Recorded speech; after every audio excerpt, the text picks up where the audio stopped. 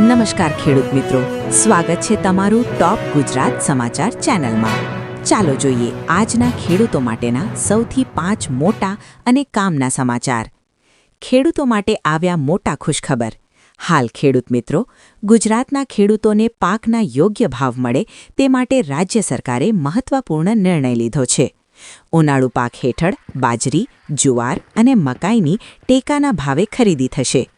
નોંધણી 1 એપ્રિલથી 30 એપ્રિલ, ખરીદી સમય 1 મેથી 15 જુલાઈ।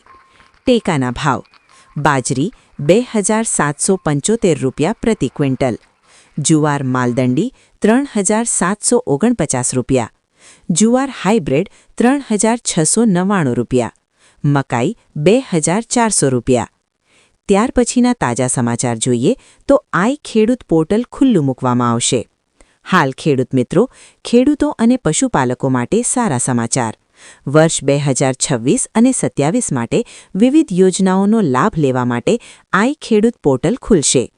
તારીખ 27 માર્ચથી 26 એપ્રિલ 2026। આ સમય દરમિયાન ઓનલાઈન અરજીઓ કરી શકાશે। ત્યાર પછીના સૌથી મોટા સમાચાર જોઈએ તો જમીન વારસાઈમાં મોટી રાહત। હાલ ખેડૂત મિત્રો, રાજ્ય સરકારે ખેતીની જમીનના વારસાઈ કેસમાં મોટી રાહત આપી છે। હવે માત્ર 300 રૂપિયા સ્ટેમ્પ ડ્યુટી, 56 લાખ ખેડૂતોને સીધી રાહત। પ્રક્રિયા વધુ સરળ અને સસ્તી। ત્યાર પછીના મોટા સમાચાર જોઈએ તો ટમેટા પકવતા ખેડૂતો પર સંકટ। હાલ ખેડૂત મિત્રો, છોટાઉદેપુરમાં વરસાદથી ટમેટાના પાકને ભારે નુકસાન થયું।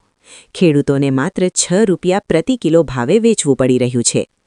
પાક બગડતા ખેડૂતો દેવામાં ડૂબ્યા, ઘણા ખેડૂતો પાક ઉખેડવા મજબૂર। ત્યાર પછીના તાજા સમાચાર જોઈએ તો બોગસ ખેડૂતનો મોટો ખુલાસો। હાલ ખેડૂત મિત્રો, ગાંધીનગર અને અમદાવાદમાં બોગસ ખેડૂત ખાતેદારોનો ભાંડો ફૂટ્યો। ગાંધીનગરમાં 61 કેસ નિકાલ 24 ચાલુ, અમદાવાદમાં 28 નિકાલ 61 ચાલુ, કુલ 174 બોગસ ખેડૂત સામે આવ્યા। ખેડૂત મિત્રો, આ માહિતી તમને ઉપયોગી લાગી હોય તો બીજા ખેડૂત મિત્રો સાથે જરૂર શેર કરજો।